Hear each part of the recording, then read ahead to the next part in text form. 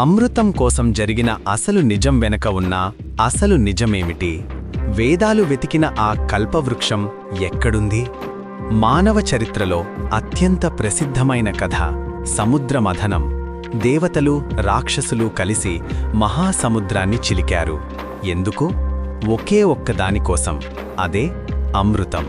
దాన్ని తాగితే ఇక మరణముండదు. ఆ మథనంలో కల్పవృక్షం కూడా పుట్టిందని మన పురాణాలు చెబుతున్నాయి. కానీ ఈరోజు నేను మిమ్మల్ని ఒక సూటి ప్రశ్న అడుగుతున్నాను. ఆ అమృతం ఏమైంది? ఆ కల్పవృక్షం ఎక్కడికి వెళ్ళింది? దేవతలకు అమృతం దొరికిందో లేదో మనకు తెలియదు, కానీ ఈ భూమి మీద పుట్టిన ప్రతి మనిషి ఇంకా చనిపోతూనే ఉన్నాడు. రోగాలతో, వృద్ధాప్యంతో, మరణభయంతో ప్రతిరోజూ పోరాడుతూనే ఉన్నాడు. అసలు ఈ అమృతం, ఈ జీవవృక్షం కథల వెనక ఉన్న అసలు సత్యమేమిటి? ఇవి కేవలం కల్పిత కథలా, లేక మనిషి కోల్పోయిన ఒక గొప్ప సత్యానికి ప్రతిరూపాలా? ఈ వీడియోలో మరణాన్ని జయించే ఆ నిజమైన అమృతం ఎక్కడుందో ఒక అద్భుతమైన చారిత్రక, ఆధ్యాత్మిక ఆధారంతో మీకు చూపించబోతున్నాను. ఇది వింటే మీ జీవితం, మరణం పట్ల మీకున్న భయం పూర్తిగా మారిపోతాయి. ప్రపంచంలో ఉన్న ప్రతి ప్రాచీన సంస్కృతిలో జీవవృక్షం, ట్రీ ఆఫ్ లైఫ్ మరియు అమృత జలాలు, వాటర్ ఆఫ్ లైఫ్ గురించిన ప్రస్తావన ఉంది. మన ఋగ్వేదం మండలం 9, సూక్తం 113, మంత్రం 7లో మహర్షులు చేసిన ఒక గొప్ప ప్రార్థన ఉంది. యత్ర జ్యోతిరజస్రం యస్మిన్ లోకే స్వర్హితం తస్మిన్ మాం ధేహి పవమాన అమృతే లోకే అక్షితే. దీని అర్థం, ఎక్కడైతే శాశ్వతమైన వెలుగుంటుందో ఓ దేవా, నన్ను ఆ అమరత్వపు లోకంలో ఉంచు. మనుషులమైన మనకు ఈ అమరత్వం మీద ఎందుకింత దాహం? ఎందుకంటే దేవుడు మనిషిని సృష్టించినప్పుడు మరణమనేది లేదు. బైబిల్లోని మొదటి గ్రంథమైన ఆదికాండములో చరిత్రలోని ఆ అసలు సత్యం వ్రాయబడి ఉంది. దేవుడు ఏదేను తోటలో మనిషిని సృష్టించినప్పుడు ఆ తోట మధ్యలో జీవవృక్షము, ట్రీ ఆఫ్ లైఫ్ను ఉంచాడు. దాని ఫలాలు తిన్నంతకాలం మనిషికి మరణం లేదు. కానీ మనిషి చేసిన పాపం వల్ల, దేవునికి దూరమవ్వడం వల్ల ఆ జీవవృక్షాన్ని మనం కోల్పోయాం. ఆ కోల్పోయిన జీవవృక్షం గురించిన జ్ఞాపకమే మన పురాణాల్లోని కల్పవృక్షం. ఆ కోల్పోయిన జీవజలాల జ్ఞాపకమే అమృతం. మనం కోల్పోయిన ఆ నిత్యానందాన్ని వెతుక్కుంటూనే ఉన్నాం. మనం సముద్రాలను చిలికినా, కొండలు ఎక్కినా ఆ అమృతం మనకు దొరకదు. ఎందుకంటే మనిషి పాపంలో ఉన్నాడు కాబట్టి. కాని మనిషి పడుతున్న ఈ ఆవేదనను చూసి ఆ సృష్టికర్త ఒక అద్భుతమైన నిర్ణయం తీసుకున్నాడు. మనిషి ఆ జీవజలాల దగ్గరకు వెళ్ళలేడు కాబట్టి ఆ జీవజలాల ఊటనే భూమి మీదకు పంపించాడు. ఆయనే యేసుక్రీస్తు. యేసుప్రభువు ఈ భూమి మీద ఉన్నప్పుడు ఒక దాహంతో ఉన్న స్త్రీతో అన్న మాటలు వినండి. యోహాను సువార్త 4:14.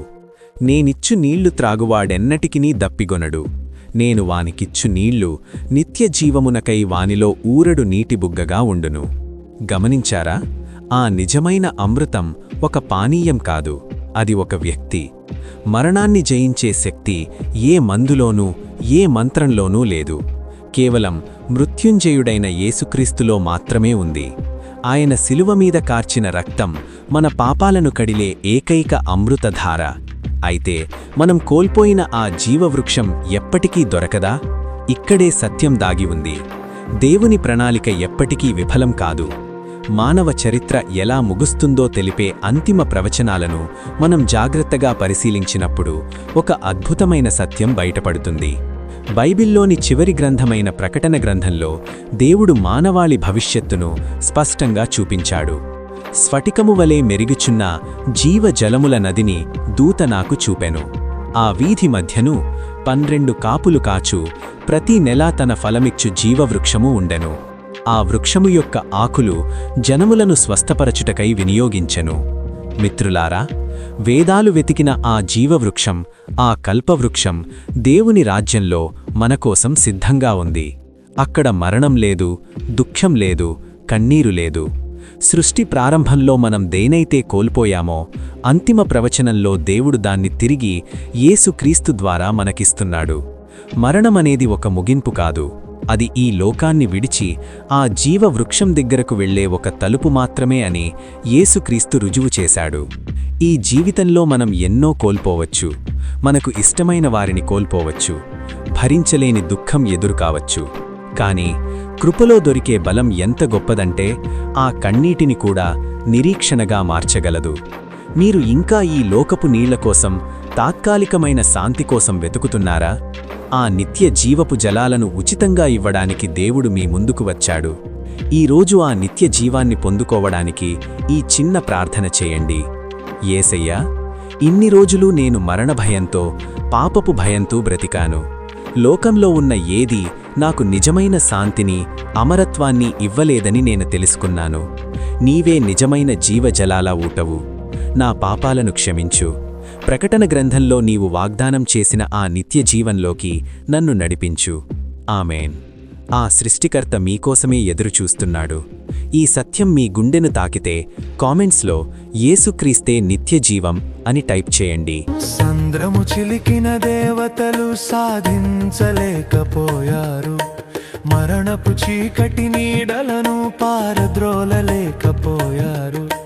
కల్పవృక్షము ఎక్కడుందో కానరాకనే పోయెను, మనిషి దాహం తీర్చే జలము దొరకకనే పోయెను. ఎక్కడ ఉన్నది ఆ జీవజలము? ఎవరు ఇస్తారు ఆ అమరత్వము? ఇదిగో సత్యము వినండి, ఇదిగో నిజమైన అమృతధార, కల్వరి సిలువలో జారెనురా జీవజలముల ఊట. మన యేసయ్యే మృత్యువును గెలిచిన మృత్యుంజయుడే. ఇదిగో నిజమైన అమృతధార, కల్వరి సిలువలో జారెనురా జీవజలముల ఊట. మన యేసయ్యే మృత్యువును గెలిచిన మృత్యుంజయుడే.